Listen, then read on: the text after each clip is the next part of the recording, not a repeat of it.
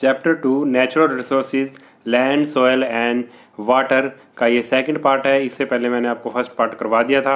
अब ये second part में हम पढ़ेंगे सॉयल रिसोर्सेज के बारे में। तो सॉयल रिसोर्सेज क्या होते हैं इसके बारे में हम पढ़ेंगे। A large part of earth land surface is covered with soil. जो अर्थ का जो बहुत बड़ा पार्ट है वो किससे कवर है? मिट्टी से वो कवर्ड है। सॉयल मीन मिट्टी।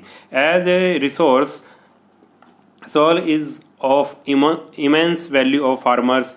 जो एज ए रिसोर्स के नाते जो सॉइल है, मिट्टी है, उसकी बहुत ज़्यादा वैल्यू है किसानों के लिए। क्यों है? Agriculture production is mainly dependent upon the fertility of soil. जो एग्रीकल्चर प्रोडक्शन है, जो भी कृषि, जो भी फसलें लगती हैं, उसकी प्रोडक्शन किस पे डिपेंड करती है?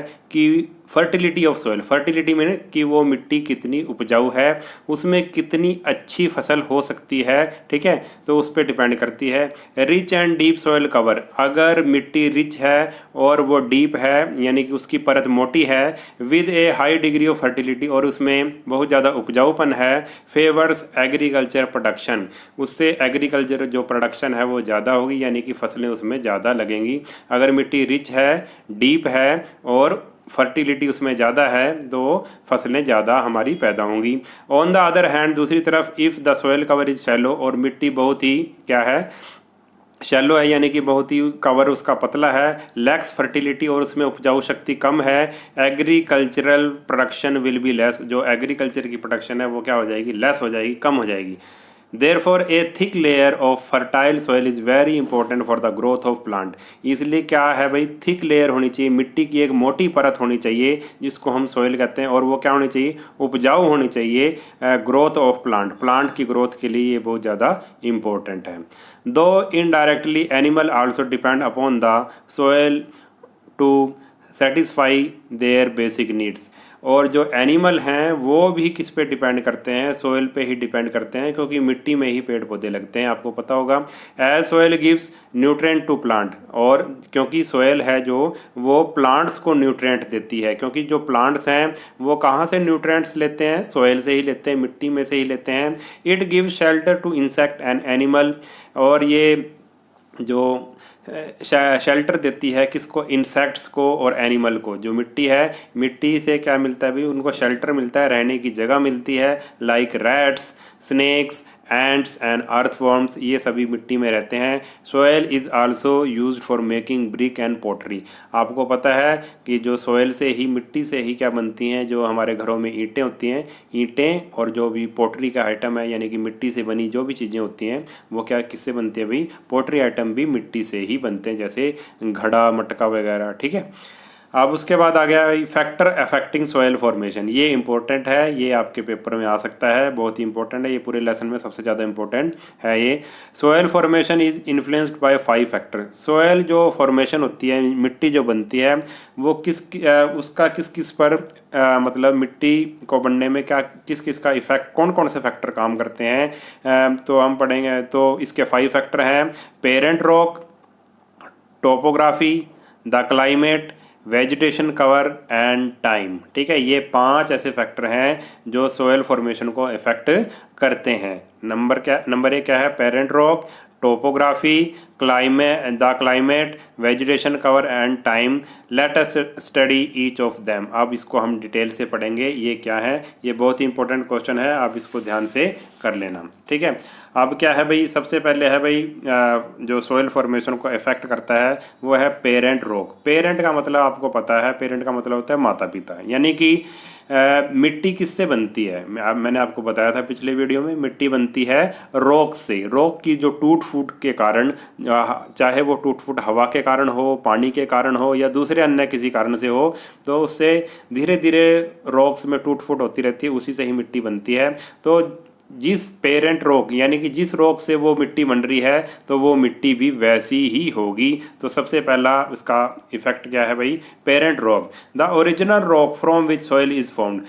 वो रॉक जिससे सॉइल बनी है by the process of weathering. Weathering मैंने आपको बताया था, वेदरिंग क्या होती है? टूट फूट। ठीक है, टूट फूट से जो भी टूट फूट होगी उससे क्या बनेगी, मिट्टी बनेगी, रॉक्स की जो टूट फूट होगी, is known as parent rock. ठीक है, जिस भी रॉक से मिट्टी बनेगी वो उस पर डिपेंड करेगी कि वो मिट्टी कैसी होगी। For example the black soil of India, जो काली मिट्टी इंडिया में पाई जाती है, is derived from the lava rock, ये लावा रॉक से बनती है। आपको पता है लावा ब्लैक कलर का होता है। ठीक है ठीक है, तो ये इसी से ही ये मिट्टी बनती है, इसी की टूट फूट से ही, ब्लैक लावा रॉक की टूट फूट से ही ये ब्लैक सॉइल हमारी बनती है। ठीक है, तो सबसे पहला क्या है भाई, द पेरेंट रॉक। और अगला क्या है भाई, अगला फैक्टर क्या है जो सॉइल फॉर्मेशन को इफेक्ट करता है, वो है topography.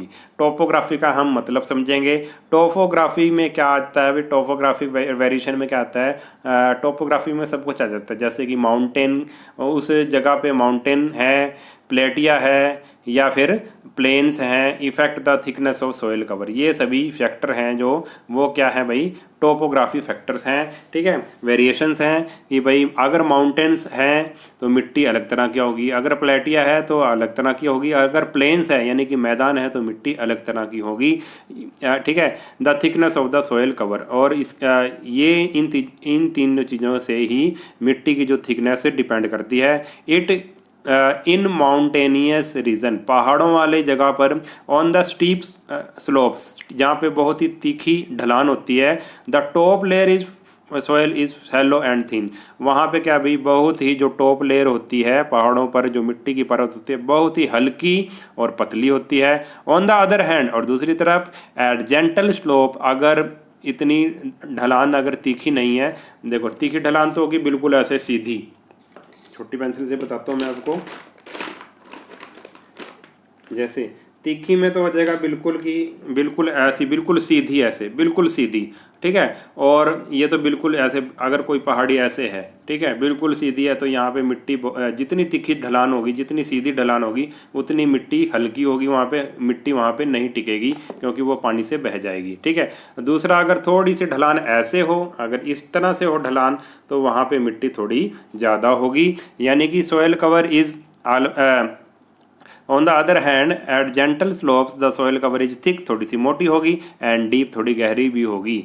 Soil cover is always thick in plain, और जो मैदान है उसमें तो बहुत ही ज़्यादा आपको होगी, क्या होगी भाई, थिक होगी, बड़ी मोटी परत होगी मिट्टी की। For example the northern plain of India, जो हमारा उत्तर भारत है thick soil cover as compare to the Himalaya, जो हिमालय में जो कवर होगा मिट्टी का, ठीक है, और जो नॉर्दर्न प्लेन में होगा, नॉर्दर्न प्लेन में कवर जो मिट्टी का होगा वो थिक होगा, मोटा होगा हिमालय की जगह। ठीक है, जो पहाड़ों पर तो क्या होगी भाई, पतली होगी मिट्टी की परत, और मैदानों में क्या होगी, मोटी होगी। Even with in mountain river valleys have thick soil cover, और माउंटेन के बीच में भी अगर वैली है यानी कि प्लेन्स है, कई बार क्या होता है भाई, माउंटेन्स के बीच में भी एक प्लेन्स जगह होती है जिसको हम वैली कहते हैं, वहाँ पे भी थिक कवर ऑफ सॉइल पाया जाता है। नेक्स्ट फैक्टर है द क्लाइमेट, क्लाइमेट पे भी क्या भाई डिपेंड करता है। अब देखो कैसे, the climate factor like temperature and rainfall, temperature और रेनफॉल भी affect the soil formation, soil formation को इफेक्ट करता है। In the areas of high rainfall, जहाँ पे हाई रेनफॉल होती है, एंड एक्सट्रीम टेम्परेचर, और जहाँ पे बहुत ज़्यादा टेम्परेचर होता है, रॉक्स आर इजीली वेदर्ड, जो रॉक्स हैं उसमें क्या होता है भी ज़्यादा आसानी से टूट फूट हो जाती है। जहाँ पे टेम्परेचर ज़्यादा हो और रेनफॉल ज़्यादा हो, वहाँ पे क्या होता है भाई, रॉक्स आसानी से टूट फूट हो जाती है। जितनी बारिश ज़्यादा पड़ेगी या जितना गर्म या ठंडा वहाँ पे जगह होगी, तो रॉक में टूट फूट ज़्यादा होती है। इन राजस्थान, अब राजस्थान का एग्जांपल लिया है, due to extreme difference in day and night temperature, जो देखो जो रेगिस्तानी इलाका होता है वहाँ पे दिन में जो टेम्परेचर होता है वो बहुत ज़्यादा होता है, क्योंकि जो रेत है वो जल्दी गर्म हो जाती है। ठीक है, गर्म होने के कारण एक तो सूरज की गर्मी और दूसरा रेत की गर्मी बहुत ज़्यादा, जो दिन में तो टेम्परेचर ज़्यादा हो जाता है, और रात को टेम्परेचर क्या हो जाता है, एकदम से ठंडा हो जाता है, क्योंकि रेत फिर ठंडी भी हो जाती है।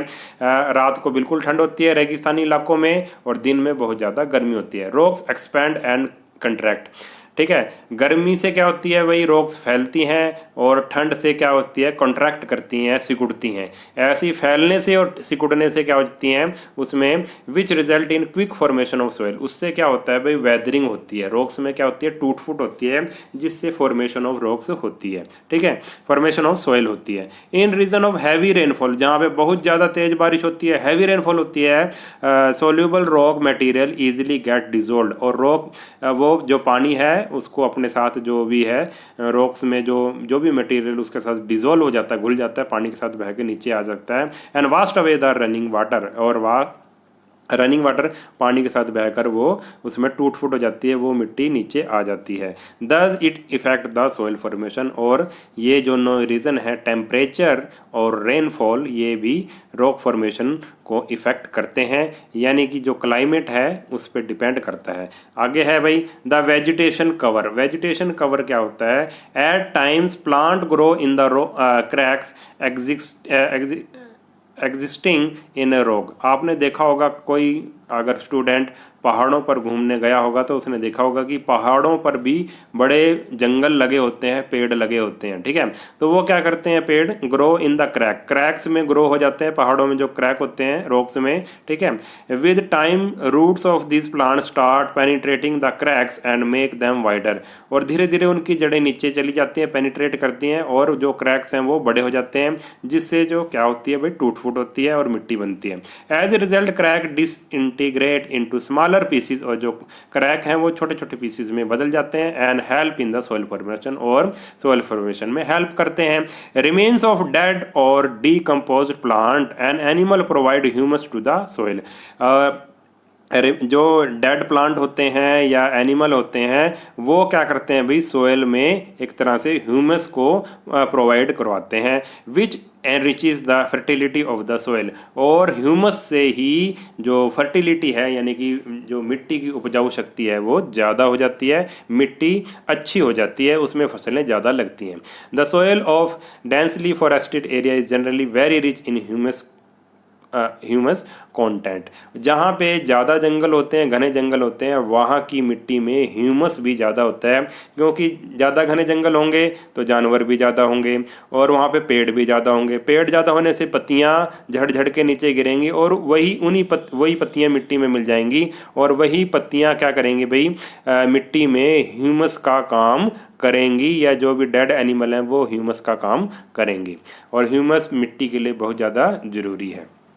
आगे आगे time gives maturity to the soil, और टाइम से भी सोइल को मैच्योरिटी मिलती है। All the soil is a renewable resource, yet it takes thousand of year to develop a very thin layer of soil on the earth surface.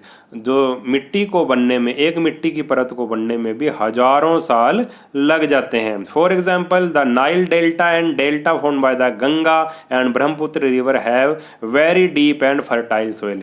जो इसने example लिया है नील डेल्टा का, जो मिस्र में है, मिस्र नाम का एक इजिप्ट जिसको कहेंगे हम, इजिप्ट एक देश है, उसमें नील नदी ने क्या बनाया है भाई, एक डेल्टा बनाया है।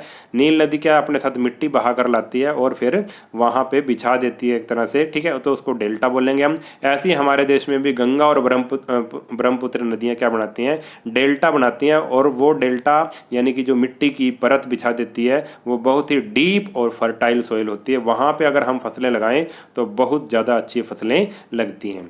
आगे है भाई, चलो ये हमने कर लिए, सारे पॉइंट कर लिए। Fertile soil is essential for agriculture. जो फर्टाइल सॉइल है, उपजाऊ मिट्टी है, वो बहुत ही ज़रूरी है एग्रीकल्चर के लिए, कृषि के लिए, ठीक है, खेती बाड़ी के लिए। It help in maintaining food security for the world, ठीक है, इसी के कारण ही पूरे संसार में क्या होती है भाई, फूड सिक्योरिटी होती है, यानी कि सभी को भोजन इसी से ही मिलता है। But it has been observe that the fertility of soil is severely damaged by the soil erosion. Fertility of soil किसके कारण कम हो जाती है, सॉइल इरोजन के कारण कम हो जाती है। In soil erosion the top layer of the soil is removed by natural agent such as water, wind, glacier etcetera. देखो सोयल इरोजन क्या होता है, जो टॉप लेयर होती है ना सोयल की, वही ही सबसे इंपॉर्टेंट होती है। और वो टॉप लेयर किससे रिमूव, उसको कौन रिमूव कर देता है, कौन हटा देता है उस टॉप लेयर को? वाटर हटा सकता है, विंड हटा सकती है और ग्लेशियर हटा सकता है। इसके कारण क्या होता है भाई, वाटर के कारण सोयल इरोजन होता है। अगर तेज बारिश आ जाए, बाढ़ आ जाए तो सारी मिट्टी बह के चली जाती है, या फिर तेज हवा चले तो जो मिट्टी की ऊपरी परत है वो बह जाती, मतलब उड़ जाती है। तो इससे सोयल इरोजन होता है। ठीक है। And by mankind unwise action, और आदमी भी कई ऐसे काम करता है जिससे सोयल इरोजन होता है, सच एज डिफॉरेस्टेशन। अगर हम जंगलों की कटाई करेंगे तो उससे सोयल इरोजन ज़्यादा होगा, क्योंकि जो जंगल होते हैं, जो पेड़ होते हैं, वो मिट्टी को पकड़ के रखते हैं, उनकी जड़ें मिट्टी को पकड़ के रखती हैं। या फिर ओवर ग्रेजिंग कर दें या फिर माइनिंग कर दें। ओवर ग्रेजिंग यानी कि पशुओं को एक स्थान पर अगर ज़्यादा चरा दिया जाए, तो ज़्यादा चरा देंगे तो क्या हो जाएगी भाई, घास क्या हो जाएगी, वहाँ से कम हो जाएगी, और घास मिट्टी को पकड़ के रखती है। अगर वहाँ पे घास नहीं रहेगी तो क्या होगा, मिट्टी मतलब सोयल इरोजन ज़्यादा होगा। ठीक है। और माइनिंग तो आपको पता ही है, माइनिंग क्या होती है। माइनिंग जैसे कि कोयले की माइनिंग, कोयला खोदना, ठीक है, नीचे से, या लोहा, ठीक है, माइनिंग के कारण भी सोयल इरोजन होता है। ठीक है। खान जिसको बोलते हैं, कोयले की खान, सोने की खान। ठीक है। The need of conserve soil from erosion has become one of the major environmental concern. ठीक है। और इसकी ज़रूरत अब सॉइल इरोजन, जो मिट्टी को बचाने की, फ्रॉम इरोजन, मिट्टी को अगर हमने बचाना है इरोजन से तो हमें कुछ स्टेप लेने पड़ेंगे। इन्वायरमेंटल कंसर्न, अगर इन्वायरमेंटल को हमने बचाना है तो हमें कुछ स्टेप लेने पड़ेंगे। अब हम उसके बारे में पढ़ेंगे। अब है सोयल कंजर्वेशन। कंजर्वेशन का मतलब आपको पता है कि किसी चीज़ की रक्षा करना, किसी को बचाना, किसी को संभाल के रखना। ठीक है। तो हम सोयल कंजर्वेशन कैसे करते हैं, मिट्टी को कैसे बचा सकते हैं, मिट्टी को कैसे सुरक्षित रख सकते हैं। Soil conservation means prevention of soil from being eroded. ठीक है। सोयल इरोजन का मतलब है कि मिट्टी को जो रिमूव होने से बचाना। ठीक है। उसकी एक तरह से हमने रक्षा करनी है, मिट्टी की, जो हमारी मिट्टी की ऊपरी परत है उसको बचाना है। Various method for soil conservation are, कौन से हम मेथड अपना सकते हैं। बिल्कुल इजी क्वेश्चन है, ये पेपर में आ सकता है। नंबर 1 है अफॉरेस्टेशन, यानी कि ज़्यादा से ज़्यादा पेड़ लगाना। Is the process of planting more trees and seeds on the land, ज़्यादा से ज़्यादा पेड़ और बीज लगाना। ठीक है, ज़मीन पर। It reduces the surface run of and binds the soil, ज़्यादा से ज़्यादा पेड़ लगाएंगे तो reduces the surface run of, जो मिट्टी की जो ऊपरी परत है वो हटने से बच जाएगी, और बाइंड्स द सोइल, और ये जो पेड़ हैं वो मिट्टी, मतलब इनकी जड़ें, पेड़ों की जड़ें मिट्टी को बांध के रखती हैं एक तरह से। रो ऑफ ट्रीज और shelter belts are planted in desert region to protect the fields from wind erosion. अगर कोई डेजर्ट रीजन है तो हम क्या करेंगे, जैसे कोई रेगिस्तानी इलाका है तो हम क्या लगाएंगे, रो ऑफ ट्रीज, ऐसे लाइन में ऐसे पेड़ लगाएंगे। ठीक है, लाइन में पेड़ लगाएंगे। लाइन में पेड़ लगाने से एक तरह से शेल्टर बेल्ट बनाएंगे ताकि कम से कम हवा से मिट्टी उड़े, क्योंकि पेड़ उसको, मिट्टी को क्या कर लेंगे भाई, रोक लेंगे। अगर घने घने लाइन में पेड़ लगे होंगे तो क्या होंगे भाई, मिट्टी उड़ने से बच जाएगी। Over grazing by animal, over grazing माने ज़्यादा एनिमल के द्वारा ज़्यादा चर लेना। ठीक है। Like sheeps and goats must be checked, fodder crops should be raised, ये कह रहा है फोडर क्रॉप, जो चारा देने वाली फसलें हैं उसको हमने ज़्यादा उगाना चाहिए। The free movement of animal in the field should be restricted, अगर जानवरों को ऐसे ही छोड़ दिया जाएगा, खुला छोड़ दिया जाएगा तो वो ज़्यादा चर लेंगे। ज़्यादा चरने से घास खत्म हो जाएगी ज़मीन पर, और घास मिट्टी को पकड़ के रखती है। अगर घास खत्म हो जाएगी तो मिट्टी वहाँ से सॉइल इरोजन हो सकता है, मिट्टी पानी में बह सकती है या फिर हवा से उड़ सकती है। नेक्स्ट है steps should be taken to check reckless cutting of और फैलिंग ऑफ ट्रीज। हमने क्या भाई, हम we should be taken to check, हमें किसको रोकना होगा, कटिंग ट्रीज को रोकना होगा। और उसके बाद है flood should be avoided by building dams across the reverse. हमें अगर फ्लड को रोकने के लिए हमें जो रिवर के ऊपर क्या बनाने पड़ेंगे, डैम्स बनाने पड़ेंगे। डैम से क्या हो जाता है भाई, एक तरह से बाढ़ नहीं आती। जब बाढ़ आती है तो क्या होता है भाई, मिट्टी सारी बह जाती है, मिट्टी की ऊपरी परत बह जाती है। तो डैम बनाकर भी हम, नदियों पर डैम बनाकर भी इसको रोक सकते हैं। Terrace farming and counter ploughing should be encourage across the hill slopes. ये जो टेरेस फार्मिंग और काउंटर प्लॉइंग ये कहाँ पे होती है भाई, हिल स्लोप्स में होती है, पहाड़ी जगह पर होती है। इसको हमें ज़्यादा से ज़्यादा करना चाहिए। Scientific agriculture practice like rotation of crops, हमें फसलों को बदल बदल कर बोना चाहिए। Strip cropping etcetera should be systematically followed, हमें फसलों को अलग अलग तरह मतलब बदल बदल के बोना चाहिए, ठीक है। और शुड बी सिस्टमेटिक फॉलोड, और उसको एक प्लान के अनुसार हमें फसलों को बोना चाहिए, ठीक है। अब ये दिखा रखा है भाई, dam across the river, dam कैसे बना दिया ताकि सोइल इरोजन, बाढ़ ना आए, जिससे सोइल इरोजन ना हो। ये काउंटर प्लॉइंग दे रखा है, ये पहाड़ी क्षेत्रों पे देखी होगी आपने, जैसे चाय के बागान देखे होंगे। तो ये दे रखा है, जैसे डू यू नो में दे रखा है, terrace farming means growing of crops on level step और terraces constructed on hills sides. अगर आप किसी पहाड़ी क्षेत्र में गए होंगे घूमने, तो वहाँ पे कैसे खेत होते हैं भाई, सीढ़ी नुमा खेत होते हैं, सीढ़ियाँ सी, स्टेप, जैसे हमारे घर में स्टेप्स होती हैं, वैसे वहाँ पे पहाड़ी क्षेत्रों में कैसे खेत होते हैं, सीढ़ी नुमा होते हैं। एक स्टेप के बाद फिर दूसरा स्टेप, फिर तीसरा स्टेप, फिर चौथा स्टेप, ऐसी करने से एक तो सॉइल इरोजन बहुत कम होता है। दूसरा पहाड़ी क्षेत्रों में एक होता है भी काउंटर प्लॉइंग। काउंटर प्लॉइंग में भी ऐसा ही होता है। उसमें क्या होता है भाई, जैसी ये स्टीप, ये देखो काउंटर प्लॉइंग का एग्जांपल दे रखा है, जैसी ये इसके पैरेलल ही बो दिया जाता है। जैसे ये क्या है, एक तरह से क्या है, ढलान है, ढलान के पैरेलल ही फसलों को ऐसे बो दिया जाता है, इसमें स्टेप नहीं बनाए जाते, ठीक है। तो ये भी सॉइल इरोजन को होने से बचाता है। तो ये इस वीडियो में हम इतना ही करेंगे। अगर वीडियो आपको अच्छा लगा है तो चैनल को सब्सक्राइब कर लेना और वीडियो को अपने सभी दोस्तों के साथ शेयर ज़रूर कर देना। नेक्स्ट वीडियो में मिलेंगे, तब तक के लिए नमस्कार।